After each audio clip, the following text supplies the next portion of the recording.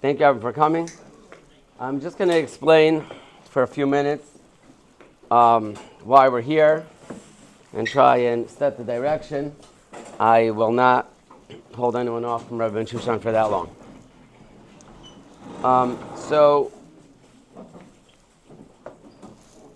Whoever came tonight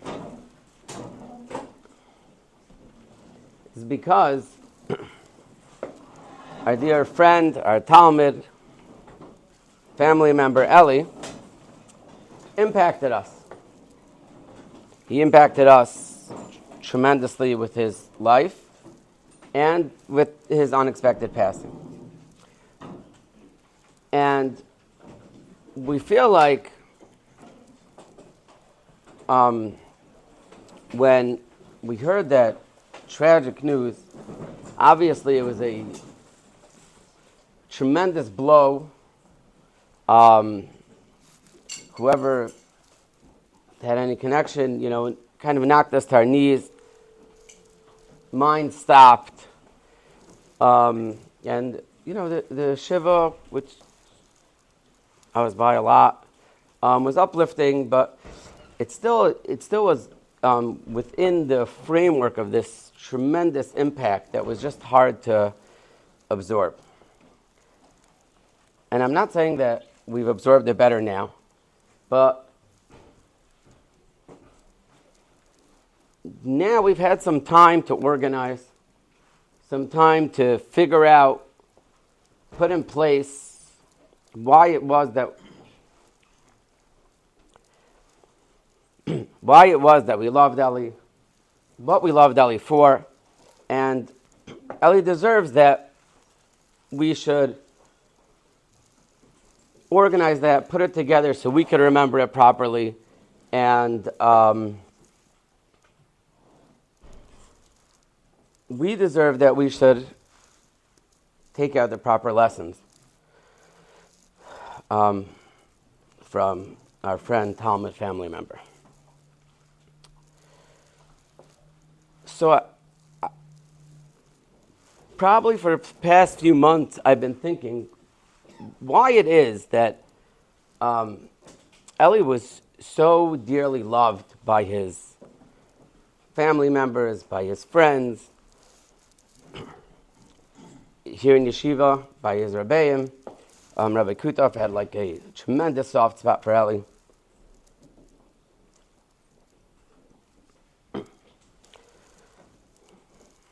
And I think it could be sort of encapsulated as follows. The Chavis Halvavis is one of the Rishonim that wrote about Musar, wrote about Torah, how it impacts you, and he called his sefer appropriately Chavis Halvavis, which means liberally translated duties of the heart. And he begins his sefer explaining what was the impetus to write such a sefer. And he says, well, the Torah focuses a lot on mitzvahs that are supposed to not specifically change your actions, but have an impact on your heart. Emes, Chesed, Emunah. All these mitzvahs are mitzvahs that are supposed to impact a Jew's heart. And he was surprised that he didn't find a lot of literature on how to connect to these mitzvahs. And he says there that it's not just about doing these mitzvahs, but when you do an action mitzvah, when you do a mitzvah that you do physically with your body, the fuel behind that and the quality behind that is how much the Jew's heart has been developed. So he says, for instance, there's a term that we find in the Torah, tamim, complete. Noach was an ishtamim. You have a mitzvah. Be complete with Hashem. David HaMelech says, Hayulech tam, someone who goes completely. And he said, well, what does it mean to be complete? Well, complete. He says, well, if someone's heart is fully behind their action, and that's the behind-the-scenes energy within their action, that adds tremendously to the quality of the action, and then their actions are complete. Everything they do is then complete. And he says you sometimes see someone with an inconsistency, and it's kind of ugly. He says to us and to Hashem. Someone who they're shuckling a lot by Shemoneh Esrei, but they're not there. It's exterior, it doesn't look right. In the same way, if there is that lave, that heart that's developed behind their actions, then it's a complete action. So,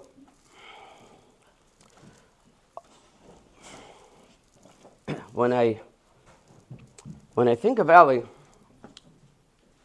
a lot of us have complexities. Maybe there is we're thinking about what we're doing, but we're too kind of proud and we cover it up.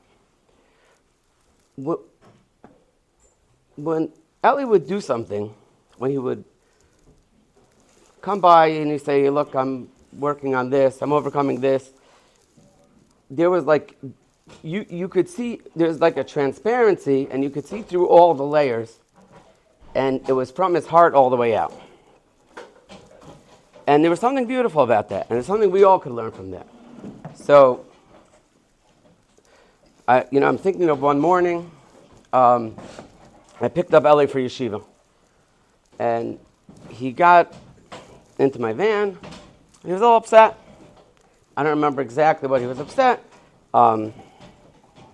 His mother and Mrs. Stein was tremendous support energy for Eli, beyond any.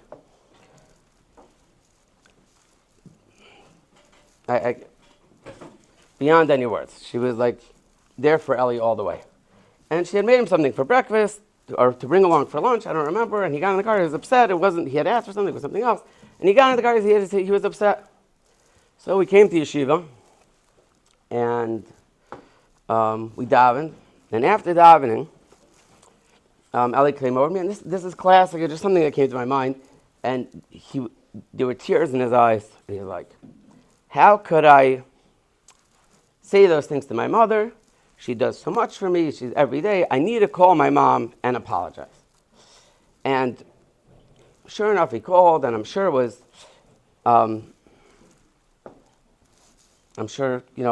they worked it out right away. But it were things like that just like he was so open. It was so through and through. If we could be able to do things as simply from our heart out as he did. So let's say a Gemara learning. Gemara didn't come easy to him. We had a program in yeshiva that if you read a Amud of Gemara perfectly, then you get a prize. And after we finished an Amud, Eli would, determination, through and through, he was going to do this Amud. He would sit there, he would write the translations, he would prepare with the Rebbe over and over, the grit, and you could see how he was going to do this, and he did. And there just was a beauty to how it was so simple through and through, and so many of us lack that. We're okay if we're too cool, or we're too arrogant, or we don't have the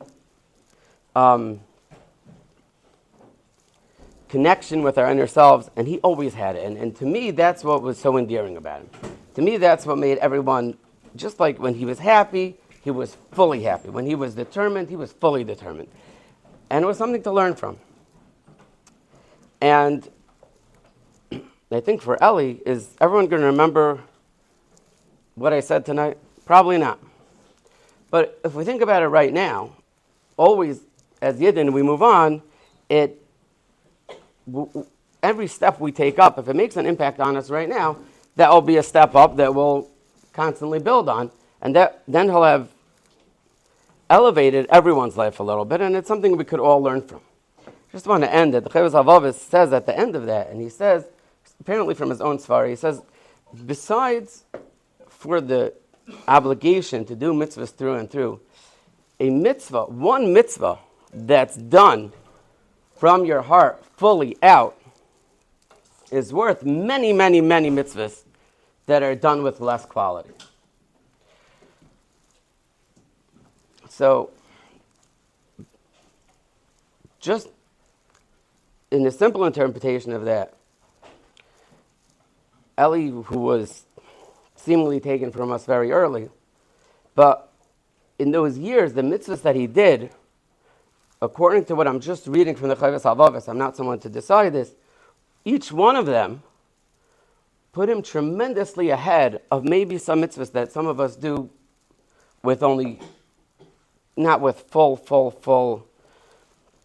passion, not with full involvement. So there is a tremendous quality to the few years that were there, and those mitzvahs, in the words of the Chovos HaLevavos, are worth, and those years are worth he says, many mitzvahs that are done with less quality. And Rabbi Shushan doesn't need my introduction, but he was a close Rebbe of Eli's, and sure he'll be able to inspire us.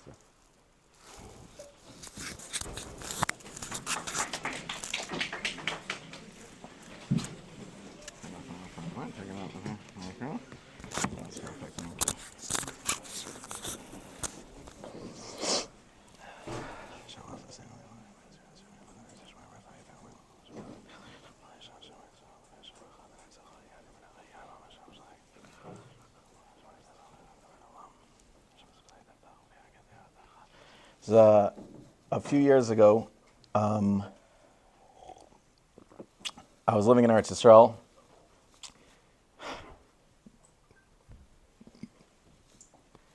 I think this would happen so quickly. Hang on a second.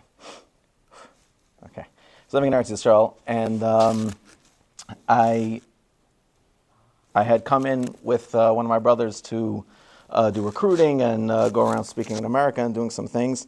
And we came by my father's house and my parents' house in New Jersey to visit my parents. And right that morning, my father had suffered a mini stroke, and it was they weren't sure exactly what it was. But when we came in, especially when you're expecting to see somebody in one state, I expected to see my father as I had left him in a very strong, capable state. And here he was laid out on his recliner, and he couldn't move. He wasn't really forming sentences well, and he wasn't. And as we were sitting over there, in a little bit of a shock, we were talking, and out of nowhere, my father turns to us, and he said, and I want to say, La'anivas daiti, and b'chvoid, my father, who should have refuah shlema and should live and be well, I do, from his upbringing, disagree with his statement over here, but what he said to us was that, you know why I think this happened? He said, every single time I go in to get any procedure done, to have anything happen, my father, unfortunately, over the course of his life, had many procedures. He said, anytime I go in, anytime I have to have a procedure done, I always, as I walk in, I say, Shir Lamalas, Se'enai El Ha'arim. And he said, on this one particular procedure that this stroke happened during, he said, right beforehand, I went to Daven Mincha, and I met a friend of mine, and I told him the procedure that they were doing, and he said, nah, it's nothing. I'm telling you, you have nothing to be worried about. I did it, this other guy did it, you're up and walking 2 minutes after, it's nothing to worry about. They make it sound so scary, it's around the heart, and it's this, I'm telling you it's nothing. He said, guys, he started crying, he said, guys, I'm telling you, I forgot to bring the Rabban Shalom in with me. He said, before you do anything, say your Shalom Alas. And the refuah shlema him, and in general, my brother and I decided then that before we do any shiur, before we do any speech, before we say anything, we would say Shalom Alas. And there are times that you could forget because you think it's an easy one and you'll just be able to. I think I'm on my 5th, 6th, or 7th round of 5, 6, or 7 times saying Shalom Alas today, tonight, and on the way over here, because there is no way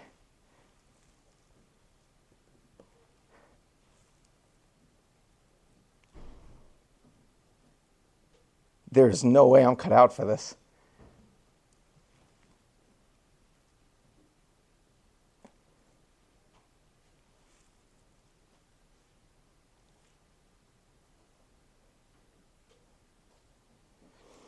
I've had to do this so many times and it still never gets easy, but in this past week's parsha, the brothers come to Yosef HaTzadik. Help me out here, come on. They come to Yosef HaTzadik and they say to him their entire story of losing one brother, of everything that their father has been to, of everything that their family has been through. And now he has Binyamin. And they go through in detail how difficult, how horrible, how rough things have been. And when Yosef finally reveals himself to them, he starts with 2 words, and every single Pirush goes crazy on these 2 words. And again, B'Shem, my father, he had told me from one of the mashkichim of the Mir. Then when he said, Ani Yosef, what he was telling them was the definition of Yosef from the Mishnah and Avos with La Masef Yosef. Ani Yosef, I'm the loss. I'm those losses. I'm all of that difficulty you went through. What did he mean? He means I'm the clarity. All of that made no sense, and to you it was Yosef, it was a loss. What you didn't realize was all of that pain and all of that tragedy and all of that difficulty you went through wasn't Yosef, it wasn't a loss, it was Yosef, it was all me, I was still here. Hashem had me there. He had me safe, he had me sound, he had me running a country, he had me doing all these things. Our eyes and our experiences never lead us to fully understand until we fully understand what's happening in this world. But now the Shvatim were amazing. They were Gedolim that we cannot even fathom. Did they not know this? They didn't know that tragedy really is the Rebbeinu Shalom's plan through things, and one day we get to see it as a full picture and it's beautiful. I think what the Torah Rebbe was trying to tell us was something very important here. Greatness, being big, understanding the Rebbeinu Shalom's plan, being as connected as you possibly want to him, does not mean that we do not cry. Does that mean that we don't experience tragedy the way a human being experiences tragedy? It doesn't mean we don't hurt. And it certainly doesn't mean that when we do cry, when we do experience tragedy, when we do hurt, that it's a lack of emunah or a lack of connection to Hashem. Quite the opposite. We accept that that moment is tragedy, and we know, and we have a nichum from the fact that we understand that there will be clarity, but that doesn't negate the fact that right now, this hurts badly.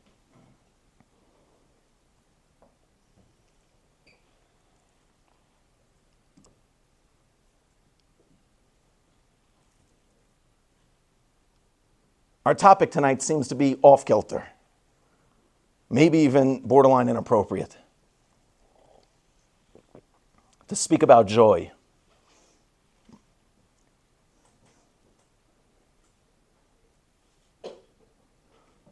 The funny thing is, the ironic part is, that when Mrs. Stein and Rabbi Kutov told me what we were planning, and I suggested that topic, Mrs. Stein immediately said yes. There was no question why I was choosing it. I think Rabbi Kutov's exact response was perfect. Because if it seems off topic or off kilter to you, it's because you've never met Eli.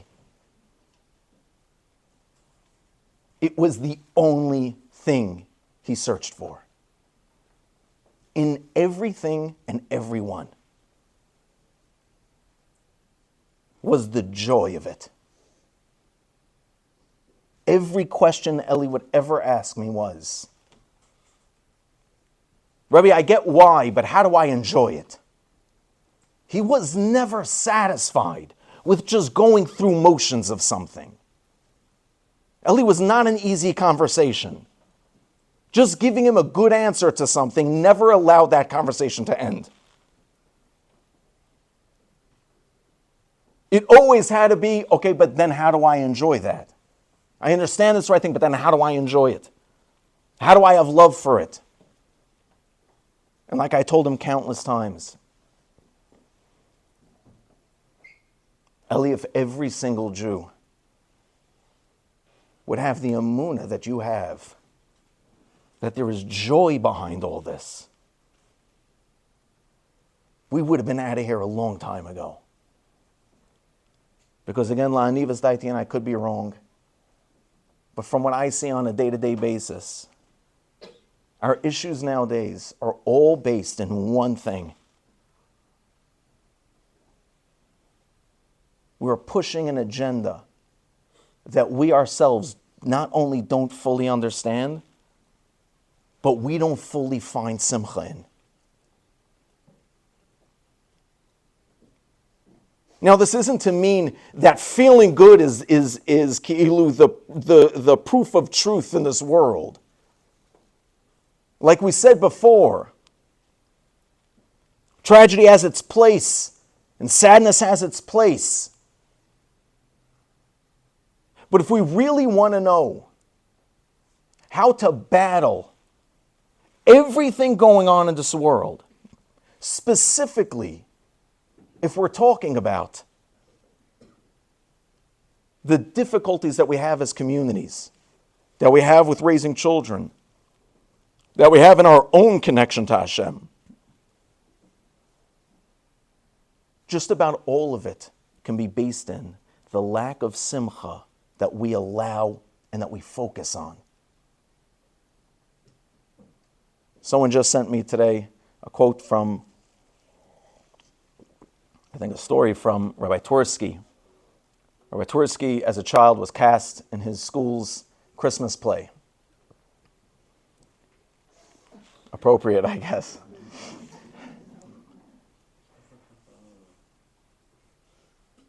And his mother called the teacher, and the teacher, a non-Jew, was ready to get an earful from his mom that he's a Jewish kid. What is he being cast in the Christmas play? This is back when apparently a phone call like that wouldn't have been offensive, or Rabbi Tursky's mother and my mother have a lot in common. I don't know,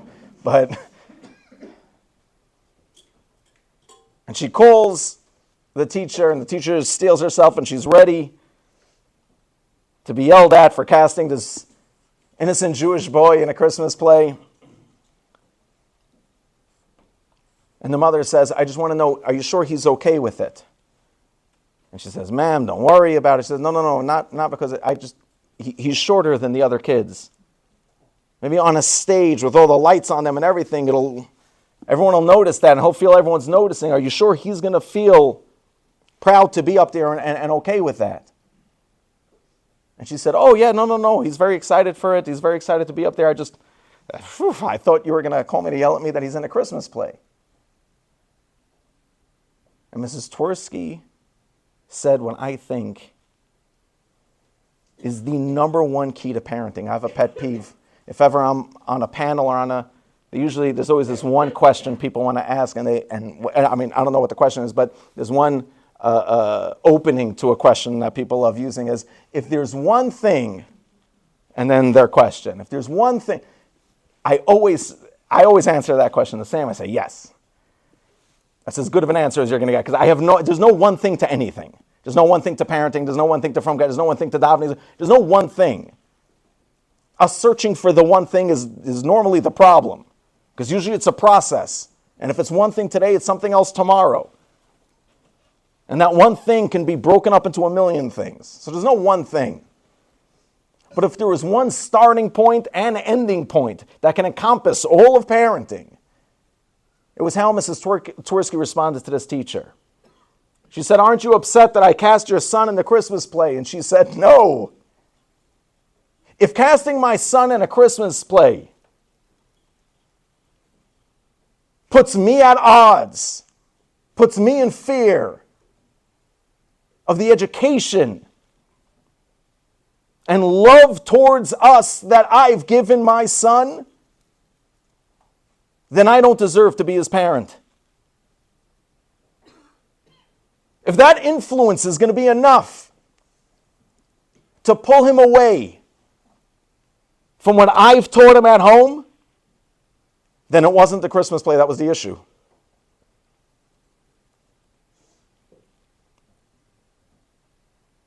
I'll let you look through, I won't, but I'll let you look through my inbox. No one should have to go through that. That's the only reason why. It's not even a confidentiality thing. You don't want to see it, trust me. I'll let you look through my inbox. How many questions from people are, how do we protect from?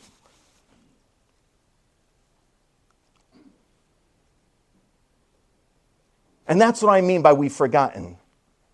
We're so sure that if my child sees something else in the world, they're going to run to that. You know why I'm so sure of that? Because I'd run too. You know why? I don't like this either. It's really hard. And all I know about it is that it's very difficult too.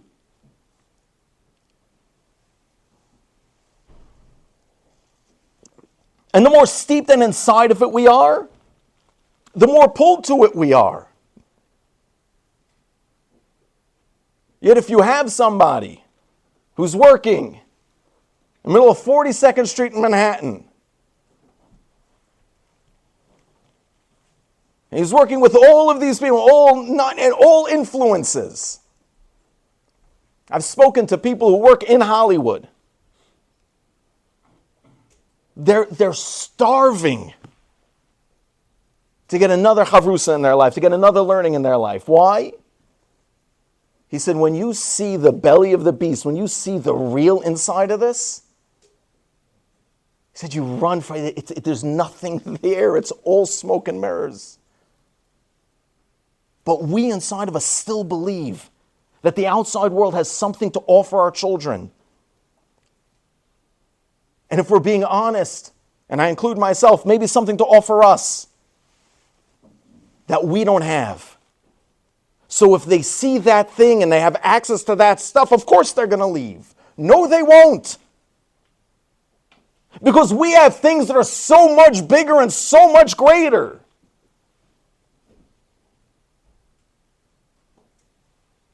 Because we have a Shabbos table.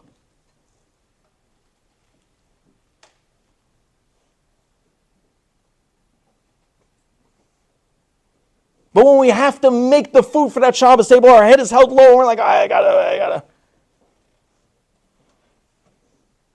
It is the tallest order we could give a person, is to live the life that they currently have, besimcha.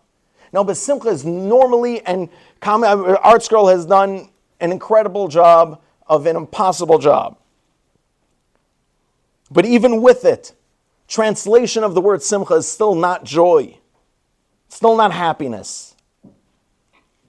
Simcha, believe it or not, as we see it in Musar Sfarim, as we see it in all over the Torah, is more concentrated. If we had to translate it, it's more concentrated around the word peace,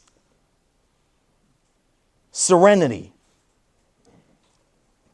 Because we know simcha is something that is always allowed, and is something that always has to be present. Yaakov Avinu, when Yosef HaTzadik was taken, the Midrashim tell us, he couldn't have Ruach HaKodesh. Why couldn't he have Ruach HaKodesh? He couldn't have Ruach HaKodesh because he wasn't besimcha. But what does that mean, he wasn't besimcha? He just lost his son. How would he be besimcha? Because simcha is not joy. If someone Chalil would show up to a Levian joy, it's inappropriate. You're crazy if you do that. Unbelievably out of place. Hurtful and offensive. There's a very big difference between serenity, peace, and joy.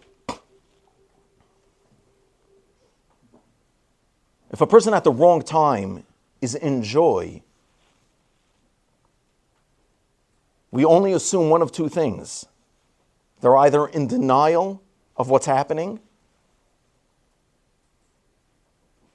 or it's fake. They're drunk. I don't know. But it's not real. They're putting on a face. But those are the only two options. Yet a person who is at peace, a person who is serene, when difficulty comes, they're able to allow it for the space that it's there. They're able to sit with it. A person who is not at peace, difficulty will come, hardships will come, sadness will come, and it might not leave. Because peace is the negotiator within the mind to be able to say, now's the time for you to come, but you can't stay. It's time for you to leave. And when joy comes, it allows it just as well. And it doesn't allow us to pine for the times that were in our minds more enjoyable or better, or wait for the times that are more enjoyable or better. It insists on being peace all the time. If our goal and our mindset is that of peace, then when we walk through our days, and again, I'm just going to use parenting as the example. My Rebbe Berkowitz always says that the number one thing a person always has to keep in mind, again, not do, but keep in mind, when parenting, is it's always better to be calm. If something is going to make you lose it, then walk out and don't do anything about it. But they're leaving the house right now and they're going to go with that friend. It's fine. A calm person is a person that people want to talk to, that people want to communicate with, that people want to be around. They've done studies on trauma, and they've realized that unlike what was thought beforehand, or traditionally thought, traumatic events don't necessarily cause trauma immediately. What happens is there's a traumatic event, and the reason why there's time in between the traumatic event and the acting out of trauma, a person turning to all sorts of behaviors, the reason why there's time in between is because it takes that amount of time for trauma to truly fester and become what it is that we know it as.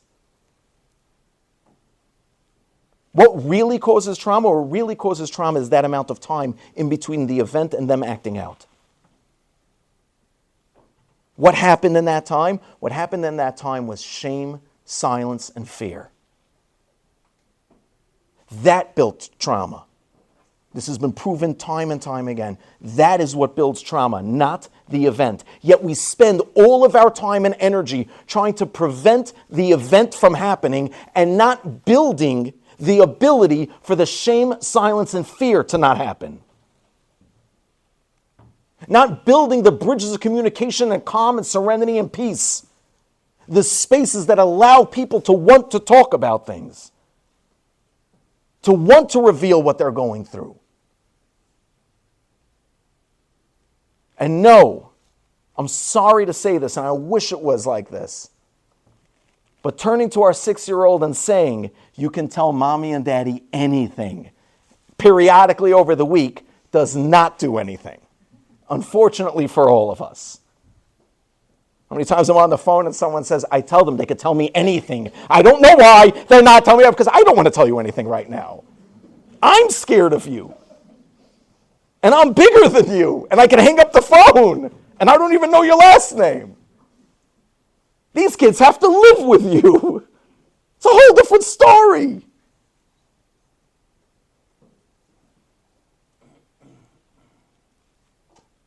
The way we prove that they could talk to us about anything is when people talk to us about anything. We are calm and we listen and we're able. That every 30 seconds at the Shabbos table isn't, little ones here. Don't say it in front of the... I remember when my kids started getting older, I asked my Rebbe,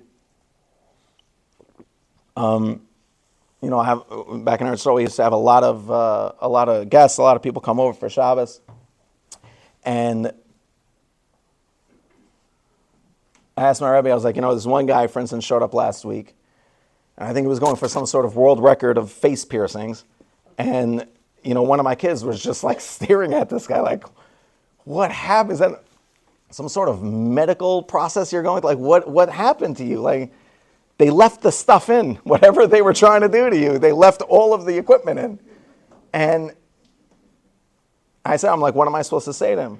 And my Rebbe told me something I'll never forget. I thought it was genius.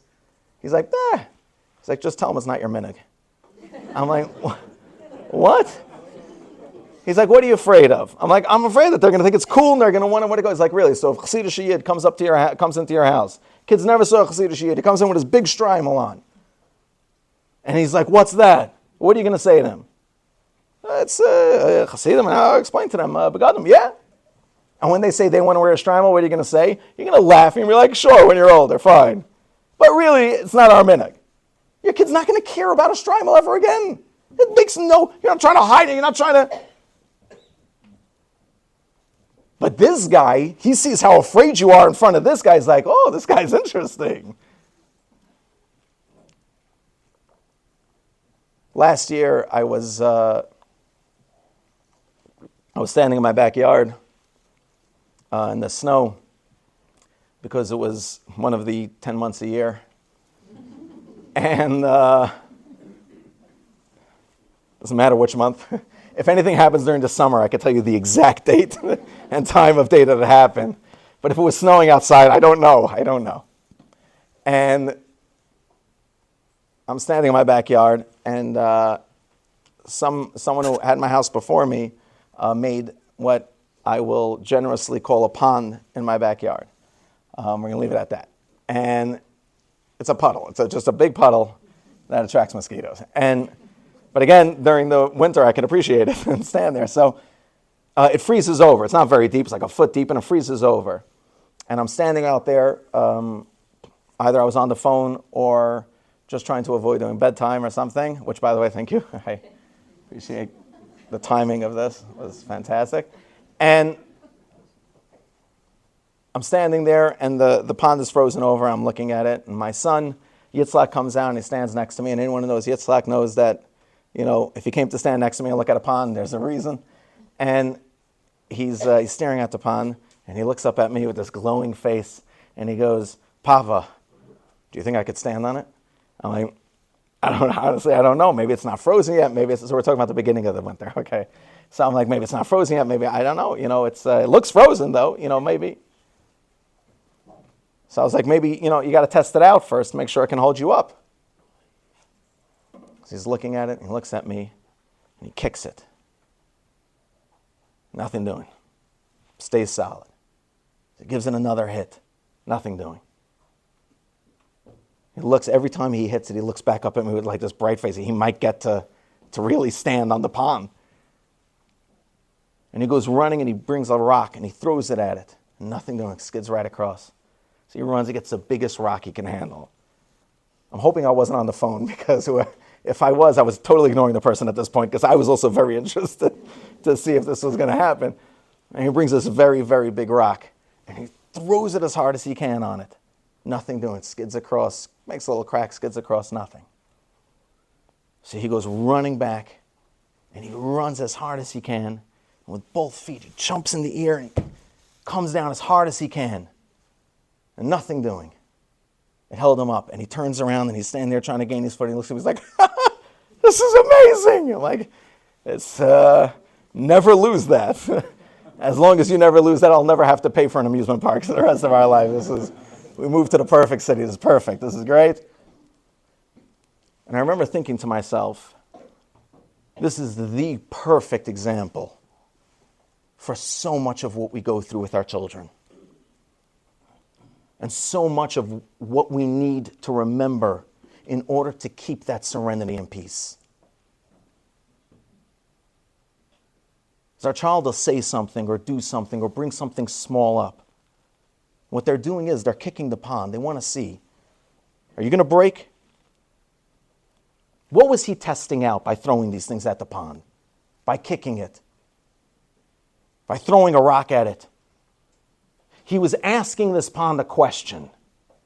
Can you hold me up? Can you support me? Are you strong enough to handle the weight that is me and my life? Are you strong enough to deal with me? So they throw a rock and they'll kick us and they'll hurt and they know exactly what to do and how to bring it up.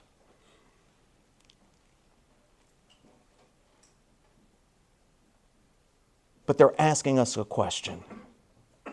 Can you hold me up? Can you support me? Or are you going to freak out?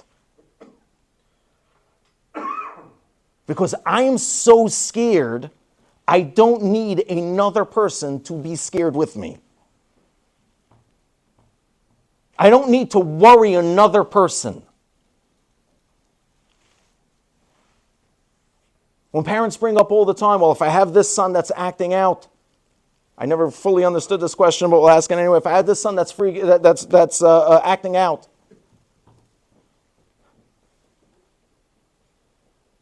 and I have other children that are going to learn from him, so do we keep it at home or do we throw him out? Now, the reason I never understood this question is because I don't know where out is.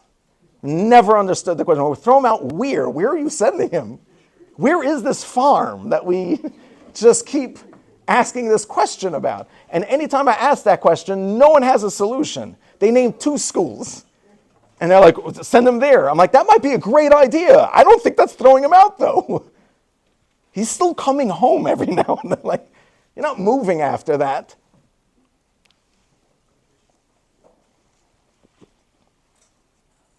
I tell them always the same thing. And this is not from me. This is across the board. I think everyone just about agrees with this, barring abuse or a certain heavier situation. But in a normal situation, and nowadays we can even refer to that as just the normal situation, you have such an opportunity in your life if you have one kid acting out. In any way, it doesn't have to be these extreme ways. Such an incredible opportunity. Because you're right, every other kid is watching that kid. But they're not watching the kid. They're watching how we react to that kid. And if they see us shake and move and break like the ice, they think to themselves, these people cannot hold me up either. All I need to do is act like that. And their true colors will be revealed. Yet if with that kid or any kid, we show calm, we show serenity, we show the ability to hold them up,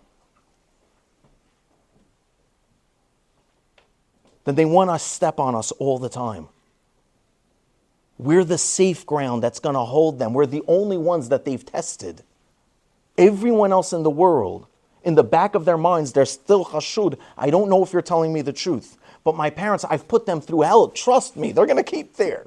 I've tried getting rid of them so many times. They keep showing up. That's in the negative side of things. But there is a beautiful positive side. Noah Horlerwick one time told me a story about a Rav he knew that had a mirror on his front door. Famous story. He had a mirror on his front door. Because every single time he came home, he wanted to look at the facial expression he was making. And he wanted to know, is this what I want my family to see when I walk in right now? And he would have to take a minute so he can smile, so he could be b'simcha and then walk in.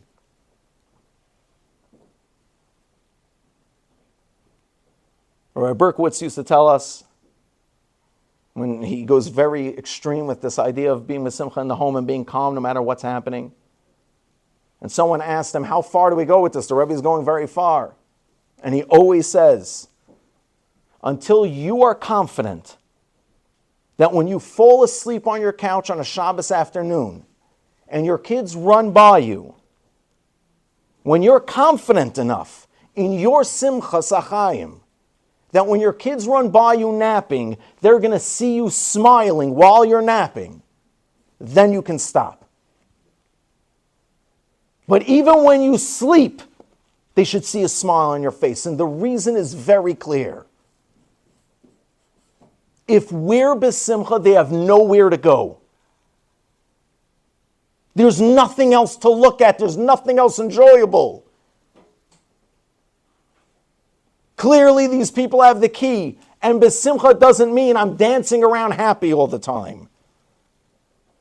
It means I'm serene, I'm at peace. Eli moved me to Cleveland. When I first moved here, through a series of hashgacha pratis, my wife had called Yo-Yo Moore to help us with some of the move. And the truck backs up to our house. I think I was the only one there then. I was moving us in before my family got here. And again, it was bedtime, so. And the back of the truck opens, and there, in all his glory, filling the largest Timberland boots I've ever seen, was Eli, already holding a couch and a table, ready to go. He was the first Talmud I had moving to Cleveland, because even before the yeshiva, I met and was in contact with Eli.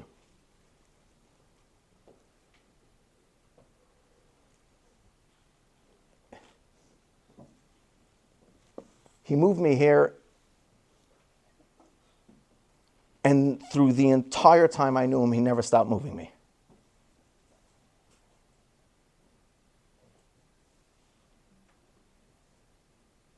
The intensity that Eli loved truth and honesty was a level that I will never be at if I work for the rest of my life on it. If there was something in the world that you can look at and say it's unfair, I can almost guarantee you Eli had brought that up at some point. Injustice had no place.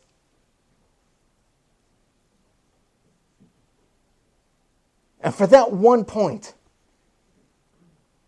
maybe leaving this world early for a neshama like that was the exact thing it needed. Because when we look around and we see all this injustice, a neshama like that can't encompass it. For all of his escapades and legendary doings, Eli was one of the most pure neshamot I've ever seen. He would defend his family and those he loved to the dying end. He respected his parents and loved them without question. How highly he would speak about them.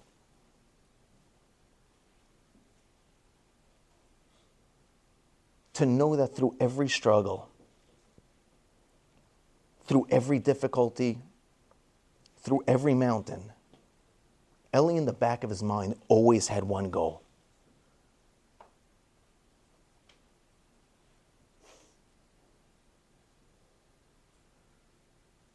He sat with me one time and said, Rebbe, I promise you. We were talking about Eretz Yisrael at the time. He said, Rebbe, I promise you. Because I had told him that my Rebbe, every time I would bring him boys to get a bracha, he would always say to them one thing as a bracha. He would always say to them, I give you a bracha, you should be big. And I always said it to him. And Eli said to me, Rebbe, I promise you, one day I'm going to be big. And I think it was the only thing Eli and I disagreed on. I said, Eli, I don't have to wait for you to be big.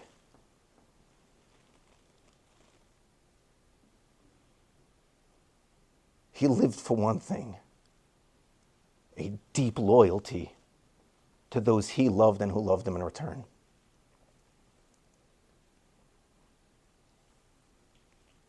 He had one goal in mind, and that was to ease the pain of everyone around them.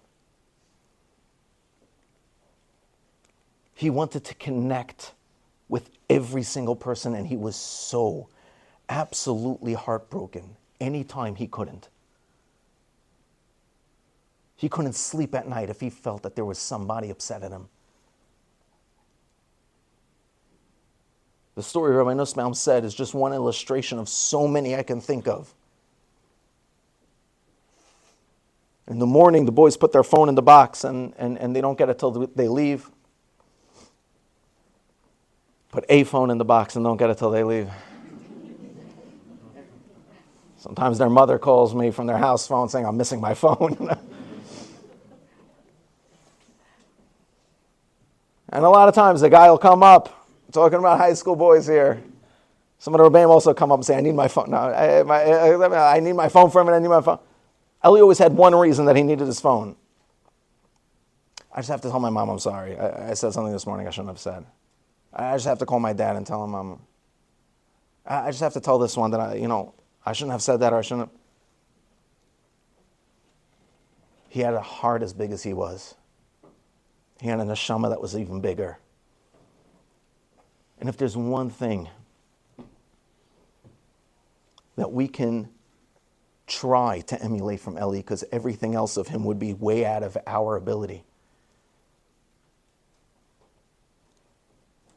it would be to let go of all of the garbage, to paraphrase cleanly, to let go of all of the garbage that really didn't matter to Eli in any way, and just see a person's neshama for what it is. Accept them for what it is. Love them for what it is. Not judge based on these arbitrary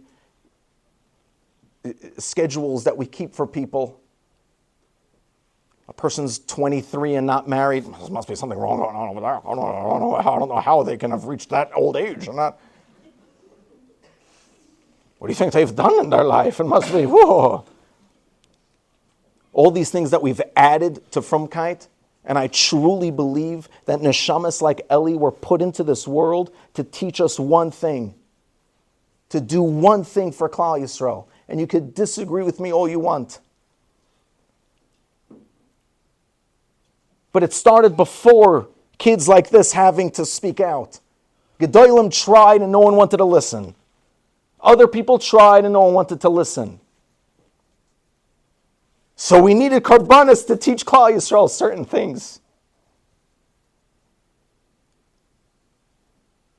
A good 80 to 90% of the reasons why kids leave our folds are for things that we made up like 80 years ago. Not one of them. I've never met one kid my whole life who said, I left Frumkeit from one day to the next because I couldn't do Shabbos. Chalent annoys me. My family is sitting together at my house smelling like that just bothered me. Not one. None of them said, I walked into shul one day as a totally from good kid, looked around and saw a bunch of nutcases shaking branches and $500 lemons. I was like, this isn't for me. Not once did I ever hear a kid say that.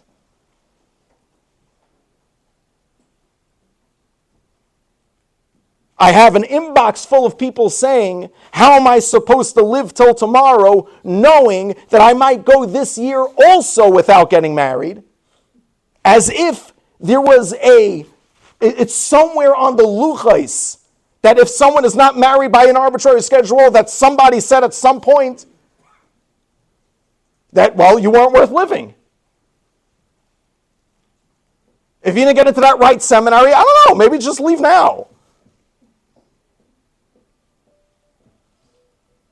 If a boy can't learn 14 hours a day at the age of 9, but the Chavis Chaim was finishing Shas then, and who else? It was like him and nobody. It was the rest of Klal Yisrael no one wants to talk about. That also might have done one or two things for us. We've adopted all of these ideas and we've added them, not only added them as like footnotes to Judaism, we've added them as the only thing that matters. The only bracha we want is for shidduchim and parnasa.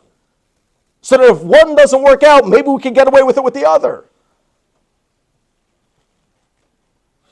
Nobody wants to be besimcha anymore because who cares? My neighbor doesn't care if I'm happy. They care if I fit in. And what we forgot about being a Jew is we were never supposed to fit in. It was the one promise Hashem made to Avram Avinu, was that when you try fitting in, I will send the Umas Ha'olam to remind your grandchildren, to remind all of your descendants that they don't fit in and aren't supposed to. There's a certain point where we need to start asking ourselves, whose side of this fight are we on? Because we're starting to fight for the other side. We're starting to be agents and spies behind enemy lines, helping them out. Instead of passing more love, more simcha, and more unity.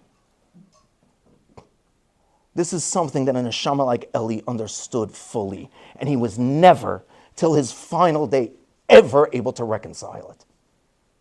He did not understand it. How certain people were able to act certain ways. He was never able to understand it.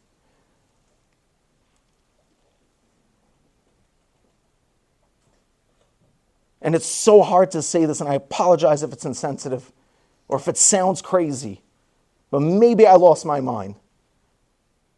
But I'm a little bit jealous of him, that his neshama got to go up to the Kisei HaKavod, still knowing that, still believing that that's not okay.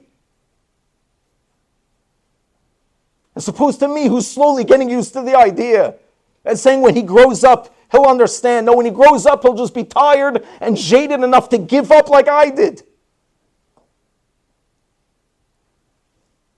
If we learn one thing that we can actually adopt, it's that every single Yid is unique. Every single one of them is special. And what we hold as our Frumkeit, as our Torah, and as our lineage in this world, what we hold as really being the Am HaNivchar, is the idea and the lesson that no one, no nation, no person, no idea in this world can amount to the godless that we are, both as individuals and therefore as a nation. When we give this over to our children, to our communities, and to the world as a whole, that we are here first and foremost to accept and love each other, to fully be able to understand each other. We are going to abandon all social norms of judgment, tying people with labels and epithets to make ourselves more comfortable, and instead we're going to go with the difficult thing. We're going to honor people for their experiences. We're going to replace judgment with honor and respect. We're going to replace shame with understanding and care and empathy. And most importantly, we're going to replace fear with what we were always supposed to have, what Eli always had, which is a deep love and pride of who we are and what we represent. Thank you so much for coming tonight. And Bezrat Hashem, not only should Neshama have an aliyah, I'm sure the ma'alot and aliyot that he's at are incredible, but Eli, don't forget us and try to be a Melech Yosher, not only for your community, but for all Yidden all across the world.